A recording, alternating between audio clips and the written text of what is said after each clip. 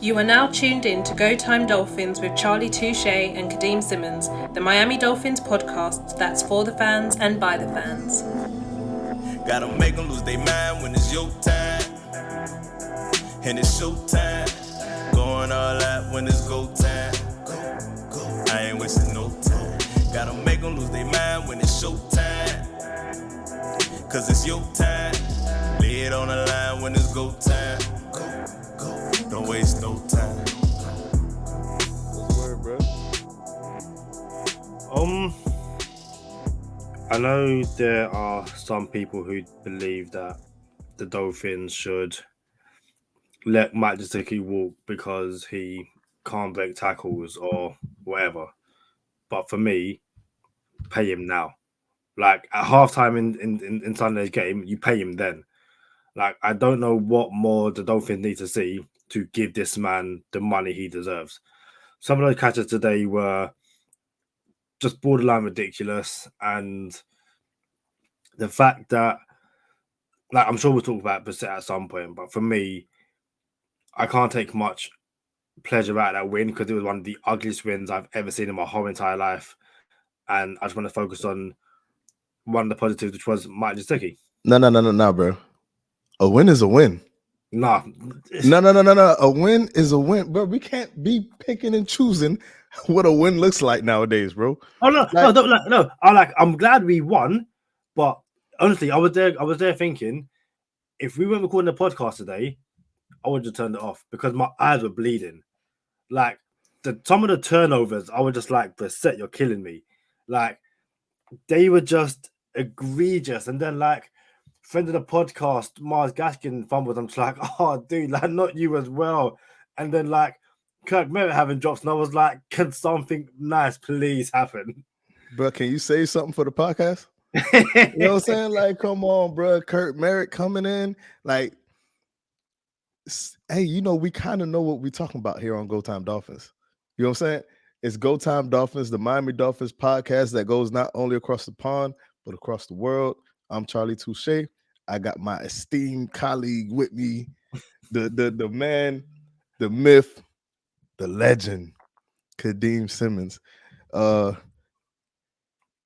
Always for the fans, by the fans. Y'all know what time it is. Listen, man. Any given Sunday, Kadeem. Any given Sunday. Any team can beat any team. A win is a win is a win. You want to look good when you win.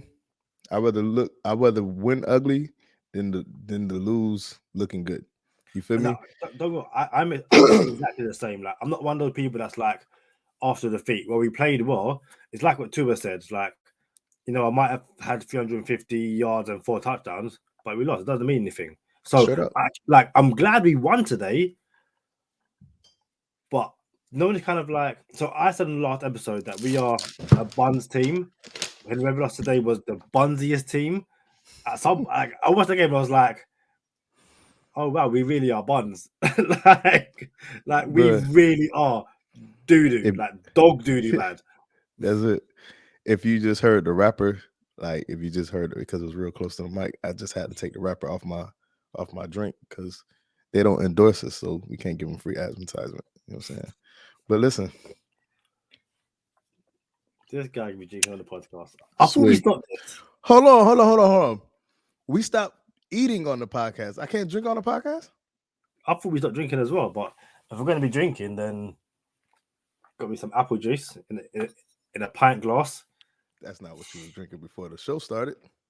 That's not before the show started. Now the show started, I'm drinking apple juice out of a pint glass. Listen, back to Gesicki.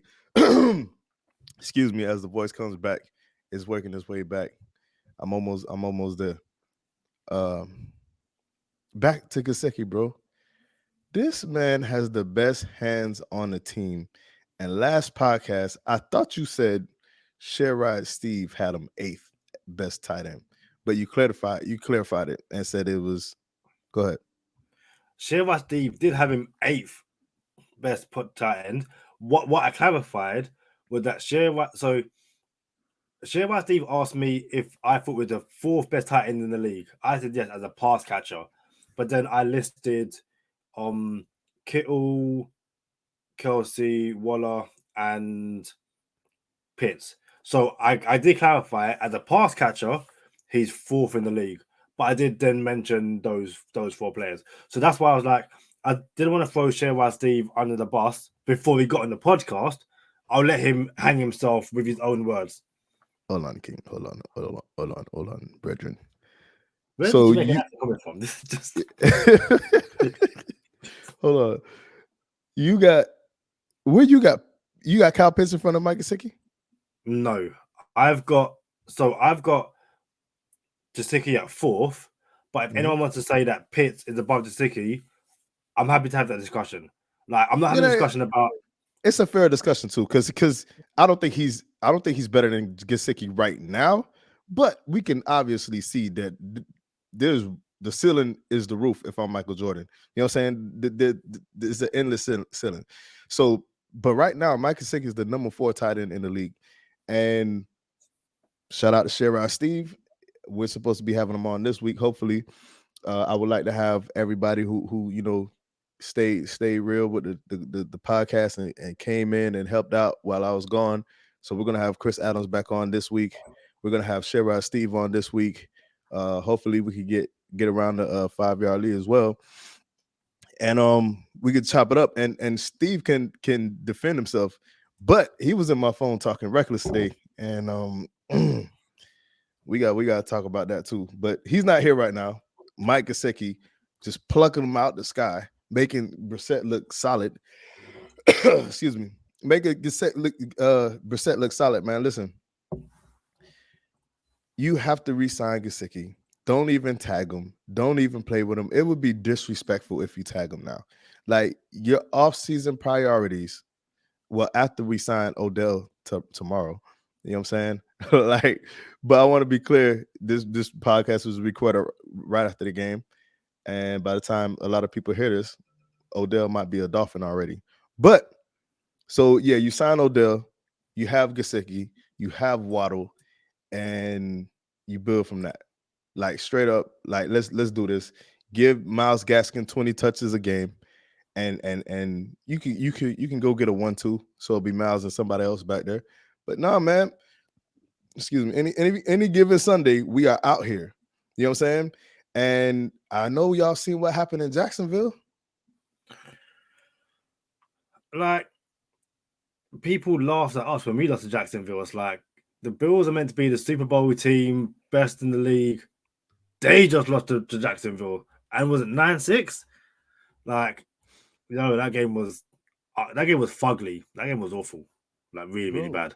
Bro, so here's how I look at things. And I'm gonna let the people into the mind of Charlie Touche and positivity at its finest.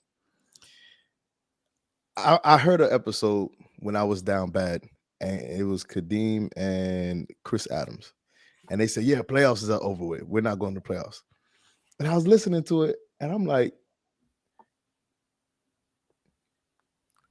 as long as we're mathematically still in it, we have a chance to go, bro. We've seen crazier things in life happen, bro. We've seen it happen. Now, do I believe the Dolphins are going to the playoffs? Absolutely not. I don't believe we're going to the playoffs. I need to say that. I don't want it to seem like I'm irrational or just some bona fide Dolphin fan that can't think accurately. You know what I'm saying? I don't think we're going to the playoffs, but there's a chance we can. And this is why I say that. If we would have just beat Buffalo, and I'm only talking about Buffalo, not talking about Jacksonville, not talking about Atlanta, just Buffalo, which we were in that game, and it was like 3-3 and then 6-3, or it was basically what the Jacksonville game looked like. We were in it. It was our game. It was our game to win. If we would have just beat Buffalo, their record right now would be what, 4-3? Our record would be 3-6. Yeah, so there'll be 4. There'll be 4-4, I believe. Yeah, all right, 4-4. Yeah, they'll be 4-4, and we'll be 3-6, something like that. Bro, you're only 2 games behind the division. The division, Craig. You know what I'm saying? The world, Craig, bro. You don't have to win the AFC champion. You don't have to lead the AFC to get a bye and be like, oh, we made the playoffs. You just got to get to the dance. You just got to get to the dance. So, yes, I believe we can still make the playoffs. Do I think we will make the playoffs? No, but I believe we can. And all you got to do is string together some wins. Guess what? We already did that. We on the winning streak. We got the green arrow going up. I get that. Bro, you got to think positive. We got the green arrow going up. We got a short week. We got a short week this week, right? We got Ravens. Baltimore. Yeah. Okay. We'll find out. Why do you think Tua sat out this game? So people are saying there's a lot of people saying he's injury prone, all that kind of stuff, and it's a bad injury to have. But Flores alluded to it in his after the game press conference, in that Tua probably could have played. It's just that he wouldn't have been able to basically complete all the throws they want him to basically, couldn't throw downfield. And my thinking was, you guys don't even ask him to throw downfield. So what? So play him. It's not like we have this vertical high octane offense where it's like 30, 40-yard bombs over and over again. It's like Tua could have done what Brissett done today and not thrown dumb interceptions. Like, hey, somebody will push back on that because he's done throwing some interceptions that weren't. Oh, he has. But how many interceptions today did Brissett throw which made you go, I don't know what, that was unlucky? All of them are just like, dude, are you an idiot? Like this. Listen, I can't sit here and say that with Tua in that game we win, because I said the same thing against Jacksonville, same thing against Falcons. Yeah. But it's also like we said before, can Tua get a defense? Because today the defense showed up. The defense, like, I'm pretty sure me and Sherrod Steve was like, Holland can start getting interceptions soon. Interception today. Jerome Baker had a natural interception today. Ogba balled out, like, just it looked like last year's defense. Yeah. And the offense just looked buns. Mediocre. Yeah. Mediocre. Below average. You know what I'm saying? Richard Sherman voice. So if Tua couldn't make the throws today, is he gonna be able to make the throws 4 days from now? So that's the thing. Like, there's a picture of his hand and the swelling is bad. So you kind of think, with a few more days, then maybe. But again, someone pointed out that this team put out Jacoby Brissett with a really bad hamstring, but won't put out Tua. And again, Tua was throwing the ball before the game. And people are saying he looks completely fine. So, I get it. If news comes out that Tua can't push the ball downfield, then, the Texans aren't going to respect, the downfield pass, all that kind of stuff. Though we don't throw it downfield at all, but go ahead. Exactly. And I just think, again, watching today's game and the offense, it's another case of, you can call Tua injury prone, you can say whatever you want. The offense is so much better with him in it. Like, to me, it's not even close. Like, it's the performance from Jacoby Brissett is the kind of performance which it's like, I'm not saying you should lose your job next week, but I don't want to see you start again. Like, this isn't going to work. So, listen, I just think, I hope we see Tua against Baltimore. But then I also know that we lose badly to the Ravens. Like, the last few times we played them. No. We're on a 1-game winning streak, Kadeem. Bro, like, listen, see, we're not gonna do that. We're not gonna revisit all the. We're not doing that. We don't beat the Texans ever. We beat them today. Yeah, you know what I'm saying? Like, come on now, don't do me like this. So and again, like, the Texans are bad, like, real bad. But you know what? You can only beat what's put in front of you. The last few weeks, you lost to these really bad teams. These really bad teams have gone on to win games against other teams. So, what hear me out. Me and Sherrod Steve, we had a back and forth on the phone today. It got so, like, it was so real that I was like, you know what? Just come to the podcast.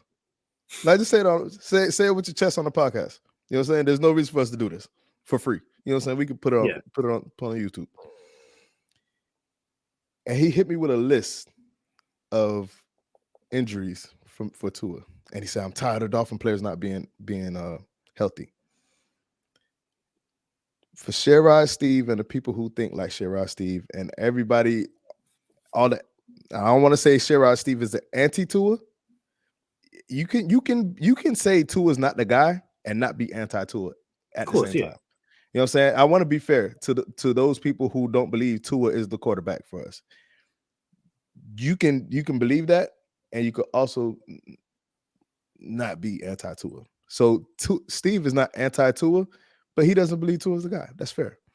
But to the anti-Tuas, I say this. Oh, he's injury prone and da-da-da. He's brittle and all the good stuff. You know. Andrew Luck.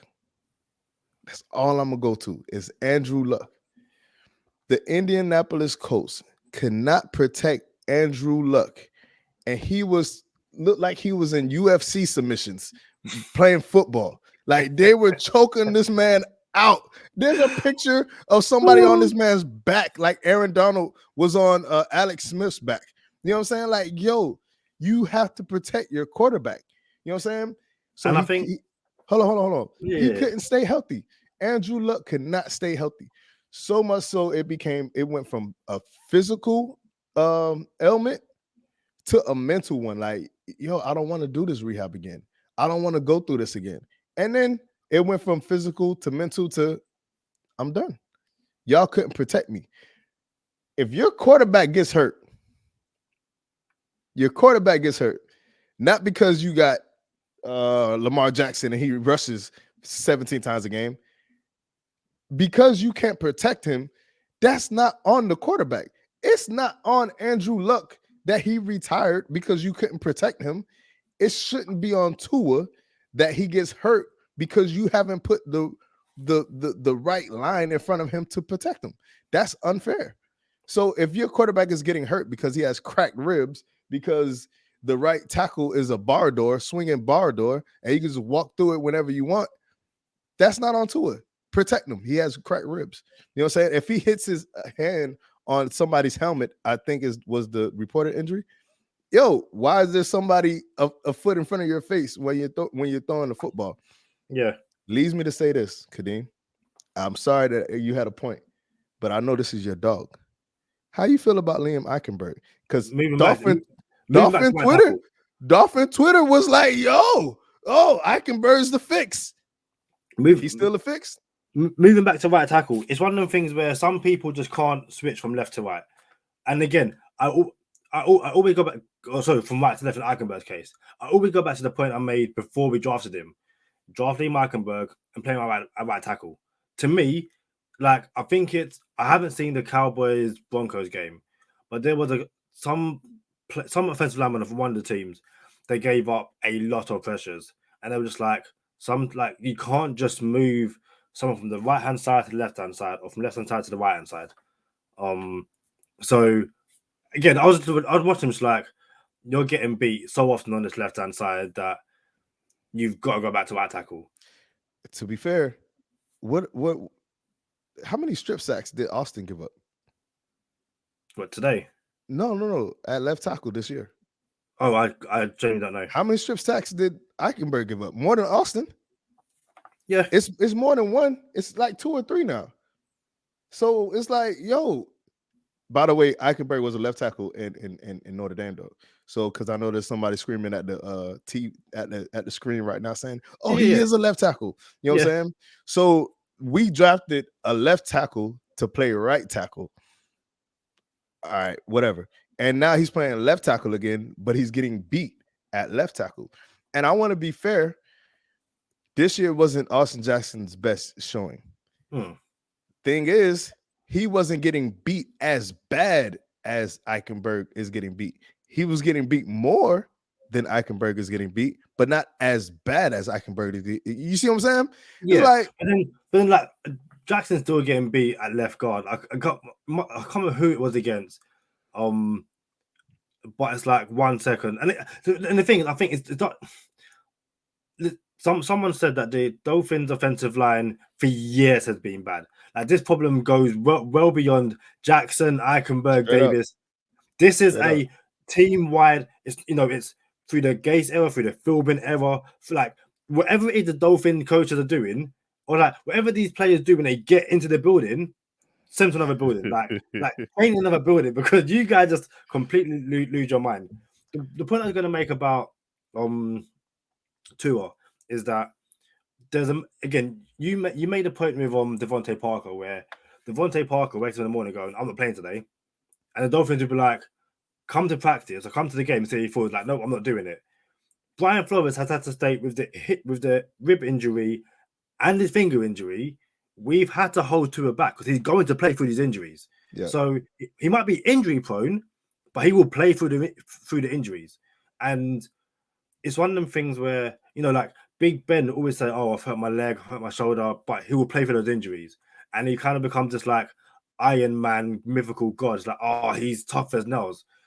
Tua, for whatever reason, hasn't been able to get that status yet, because when he hurts himself, the team are like, we're not going to chuck you in there. And what I don't understand is that, what I do understand is that if you can't throw past 30 yards, even if the Dolphins don't usually pass that long, it's kind of helpful to have someone who can do it in case there's someone wide open and go, you know what, we're going to try it.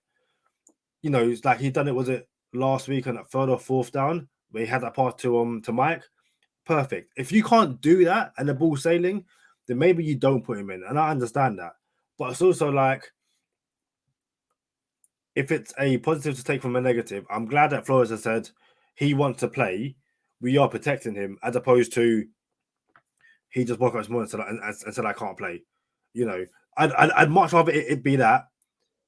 I'd much rather be the situation we have now as opposed to what we have with Parker, basically. Although I did have someone on Twitter who said that they'd given up on Tua because the stadium today was a lot better with Brissett. People were pumped and stuff like that. And in my head, I was like, you didn't watch the game because the empty stadium. And not just that, Brissett was bad. Like I don't care. Like the team are cheering because we were winning. Like I don't think we're behind at all during the game. So of course the team is going to be, the fans are going to be cheering, and I think they brought back the mascot. Like they made changes, but you cannot tell me that fans were pleased with Brissett's performance because it was bad. Like, listen, I don't want to see him against the Ravens. So, how about this, Kadeem? You were talking and you made me think about something. We liken this to a relationship. So now that we know the Dolphins are cheating on Tua, right? They cheated. Y'all cheated. Like you didn't even try to hide it. You know what I'm saying? Like, I found something in the room. In my own house. You know what I'm saying? You're not even trying to hide it. So everyone knows the Dolphins are cheating on Tua. And then how long has this been going on? Last year, they pulled him twice, put him in for no reason, like the wrong reason. Fitz was doing fine. We could have just started Fitz and went to the playoffs the whole season, whatever. How long has this been going on? So now every little thing, now that we're trying to fix it. Let's try to fix the relationship. You know what I'm saying? We're trying to fix it. Let's move forward. We had a speed bump. Let's try to fix it. Now that we're moving forward, get a little gunshot. Like, man, you said you're gonna be, you just going to run into the store. It took you a little long time to get back from the store. You know what I'm saying? So you pulled me because my fingers hurt, but I want to play. It still smells like a cheater. You know what I'm saying? It still smells like you still don't rock with me. You know what I'm saying? So I feel like Flores and Greer, they are not in on Tua. And I always thought Tua was Ross's pick. I always thought that from day one. I always felt like Greer and Flores wanted to go a different direction, which is fair. It's fine because there's multiple directions to get to the desired destination. So you didn't have to go Tua. You could have, if it was successful, we go to the playoffs, have a strong team, cool. But it looks like to me Tua was the right pick. And the fact that you're pulling, no, we're gonna pull him again. You know, so it almost plays into the narrative of let's make people unhappy. Like, yo, he can't stay healthy. Look at his record, and instead of, oh, we haven't given him no help. You know what I'm saying? Yeah. So I don't like that. I can kind of see where they're coming from, simply because, again, even though we don't throw downfield, it's nice having that option. You know, if Tua is throwing past 30 yards and the ball is sailing because he can't grip the ball properly, there's no point in throwing him in there, because at that point you are genuinely limiting the playbook. You know, you don't even try and run, 30, 40, 50 yards. Like, so for the first interception, I saw on social media, I haven't seen the all-22 yet, but apparently Waddle is butt naked open, and Brissett doesn't see it. By the time he sees it and tries to throw it, interception. Brissett, what you're doing, you're an idiot.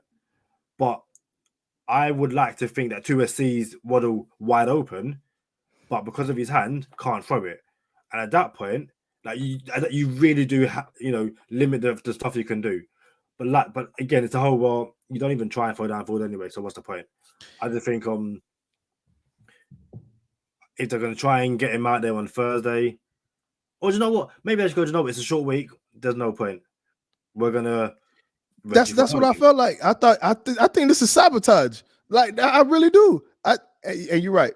You don't want to hurt the team if you're not going to help the team. You know what I'm saying? If you're going to do more harm than good, you don't need to be out there. And you need to make that decision as a quarterback, which I felt like he made that decision with the ribs. I think that was Tua's decision. Like, yo, that thing was crazy. Take me out. I need a couple weeks. I think that was Tua's decision. And then the Dolphins supported him by putting him on IR on purpose. Like, now it's our decision, and it takes the pressure off of Tua. Oh, he can't play through cracked ribs. Like, we've had cracked ribs before. You know what I'm saying? Like, people are so funny. So I understand what you're saying about you don't want to do more harm than good. You know what I'm saying? Like, it'll be nice to make those attempts if it's there. Like, I have an 87 Cutlass, Kadeem. It's an old school car. We call it American Muscle out here. You know what I'm saying? You know what a Camaro is, right? Right. You know what a Challenger is, a Charger. So I have a Cutlass. It's an old school, you know what I'm saying? Got a motor in it. It's running. You know what I'm saying? It's a little slang. It's running. It got some speed on it. Thing is, just because I know it can run doesn't mean I'm dogging it and like opening it up every time I hit 95. Sometimes I just want to be in traffic, and if I need to get out in traffic, I want to know that I could get out in traffic if I really wanted to, and like not have to sit here at this red light when I'm trying to make this turn. You know what I'm saying? Yeah. I just want to have it. I don't want to, you know what I'm saying, open it up all the time. You feel me? So I do for you on that. Shout out to all the, you know what I'm saying, American muscle heads out there. If y'all got some old schools, let us know. If it's some Dolphins or old schools, because we in Miami, we got like a little. It's like go hand in hand. Dolphins, old schools, and you put the logo on the cars. It's a culture down there. But yeah, man, what's gonna happen Thursday? To addressing. But you know what? Before we even go there, because we'll have a preview coming up, and I believe Shebra Steve's going to join the show. But I know this: Odell's not playing Thursday. He'll play. He'll get the playbook acclimated. You know what I'm saying? He'll have 2 weeks to learn the playbook. He'll be on the sideline Thursday though. I like it. You see the Vikings plays with the free Odell jumpers and stuff. What? For real? For real. Minnesota? Yeah, literally free jumpers and teach like free Odell. But I think it's the LSU lot. It's just like, well, this is fun, but it didn't really do much. What do you make of this, Kadeem? Listen, Odell didn't come out and say it, but Odell's people came out and said he's opting to have shoulder surgery, season-ending shoulder surgery, if a team that he doesn't want to play for claims him. So with that being said, Kadeem, he wants to play for hold on. He wants to play for a contender. That's what he said. I want to play for a contender. So if a team that he doesn't want to play for picks him up and he says, "Hey, I'm gonna have surgery on my shoulder," and he sits out for the rest of the season. So y'all just paid him $8 million to sit out this season. With that floating around, Kadeem, do you still claim him? Like, it scares Detroit away. Detroit says, "Nah, we don't want this." But Miami's number 2. Do you still claim him, knowing that rumor is floating around out there? See, that's some kind of diva mentality. That's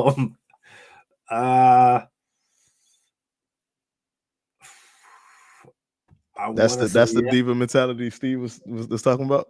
Yeah, Steve ain't gonna like that. He's not gonna like it.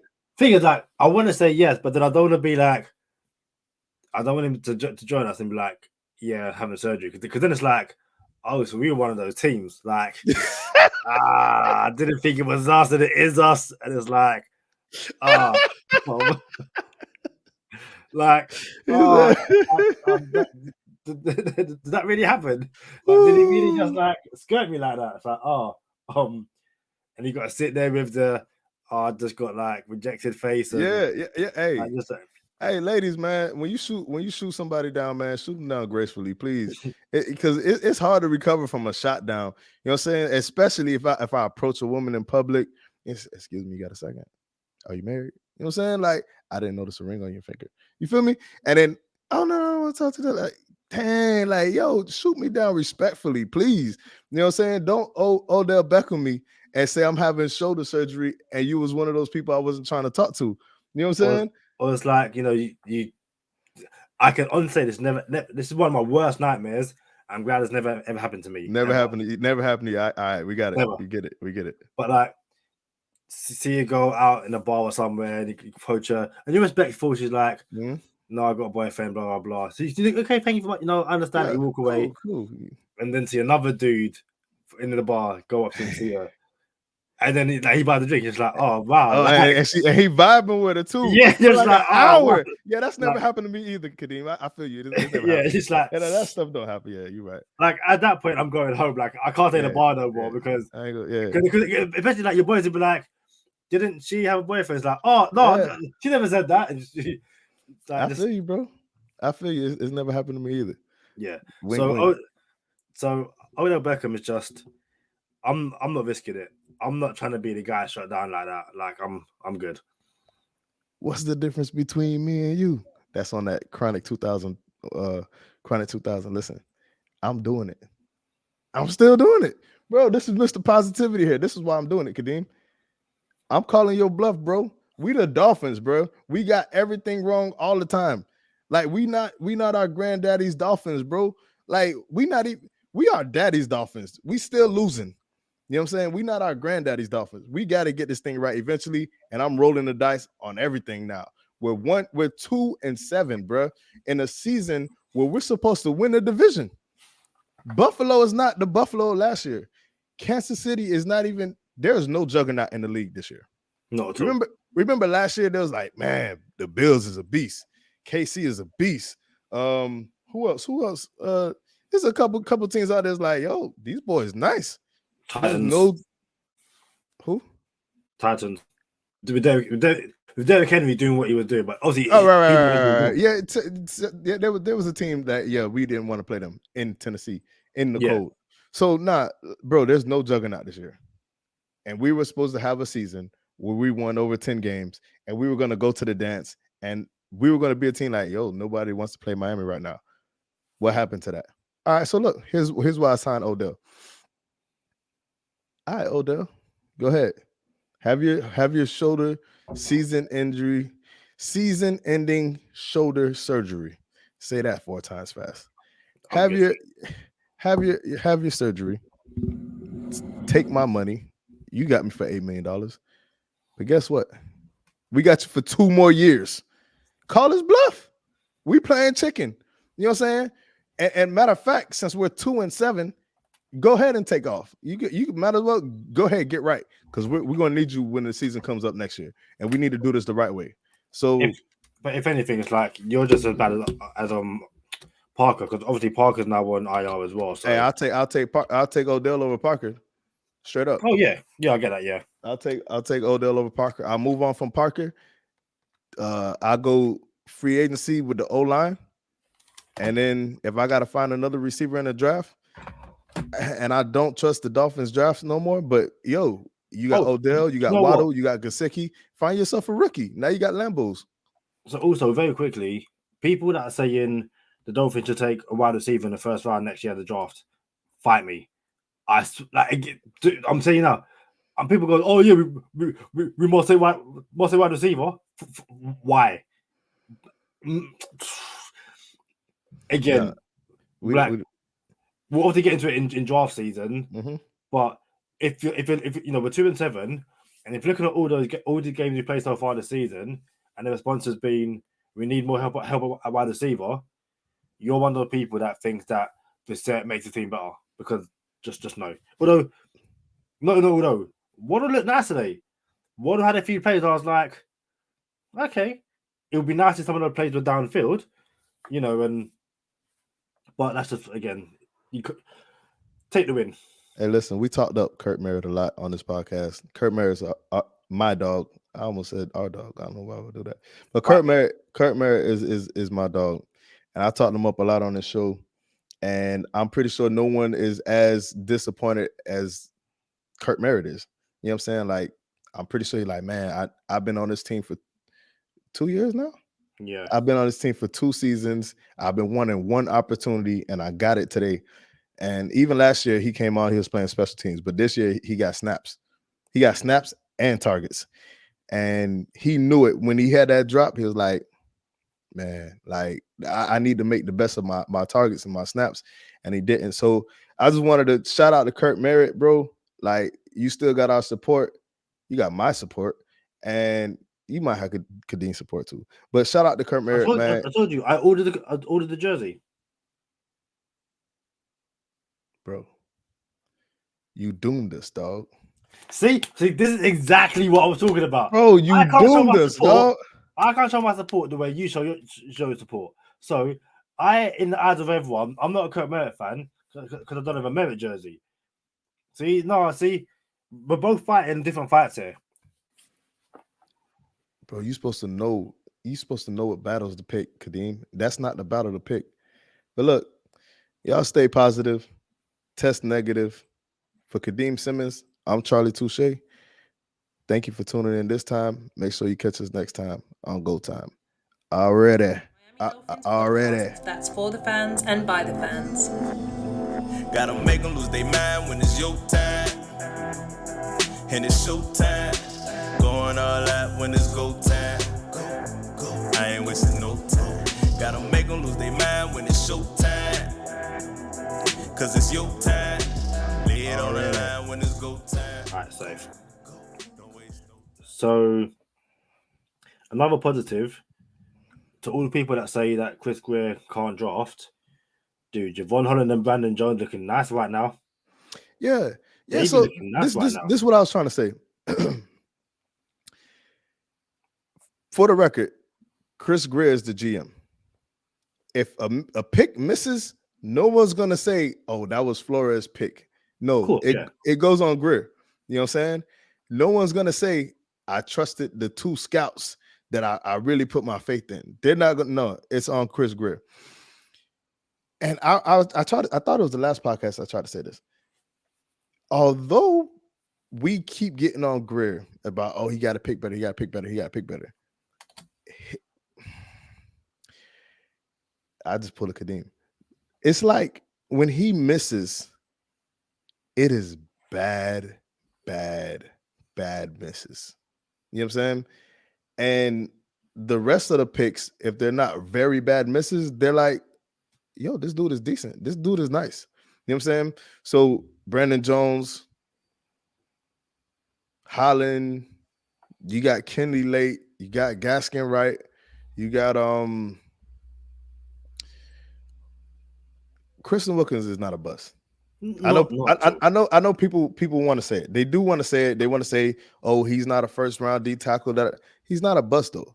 You know what I'm saying? Like, there's a difference between, okay, he's good, and a bust. He's not a bust. He's not Aaron Donald. Nobody's Aaron Donald. You know what I'm saying? So I mean, there's probably a couple more I can say that Chris Greer got right, but Jason Sanders, yeah, all right, Jason Sanders.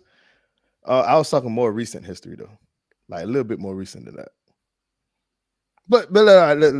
anyway, here's my thing. It's bad on Chris Greer because we had the picks, we had the assets to really change any franchise, not just our franchise. So if you're gonna mortgage your future and you're gonna trade stuff and you're gonna bring back 9 firsts and seconds in like 3 years or something like that, they have to smack. They have to really work, and you cannot afford. He's okay. You know what I'm saying? You can't afford he's okay. So that's why I get on Chris Greer, but I don't want to ever sound like Chris Greer just misses all the time because he doesn't. You know what I'm saying? So, but you're the ratio got to be better. It has 100%. to be better. You know what I'm saying? And the thing is as well, it's like you have 3 picks in the first round. You would absolutely love to go, back 1,000, 3 out of 3, perfect. Realistically, I want. What's so funny? You use the. I mean, I thought it was a baseball reference, but you're from London. It could have been a cricket reference. It was baseball. Yeah, I thought like maybe that's a cricket reference, but you said baseball, so I thought it was cute. You use the. You know what I'm saying? Go ahead. Yeah, I want 3 out of 3. I expect 2 out of 3. When you're hitting the 1 out of 3, it's like, yo, really? Like, that's not good enough. And the each passing week, this Noah pick is just it's head scratching. But I think listen, I want to take the positives where we can. And I think, Holland having his first interception today, Brandon Jones with an amazing sack. Like, to me, we have 2 safeties who you can both bring into the box and blitz, and and you can disguise your coverages that way. And I think ultimately that is exactly what Brian Flores wants. So, Greer, you got those 2 picks right, and I'm pleased. Jason Phillips looked good too. Yeah, and again, it's like I remember seeing him in London, and he's getting triple teamed. Nothing to can do about that. But it's a matter of, it could be it could be a situation where,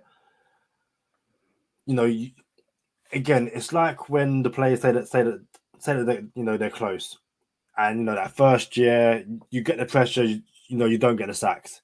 Next year, when things slow down a bit for you, that's when the sacks come. I thought he might be a defensive rookie of the year candidate. I think it's more. I always thought Holland was the more likely. I think that kind of now confirmed. I think Holland has a genuine shout for being defensive rookie of the year. But again, just keep getting better. Go, day by day, week by week, and like I said, so far both picks look really, really good. Any given Sunday, it's a lot of football left. Kansas City, the Chiefs are not the Chiefs that we remember them as. Buffalo is not Buffalo that we remember. I don't want to say the division is wide open, but we got to start playing better football because the season ain't over yet. We out. Go Time Dolphins.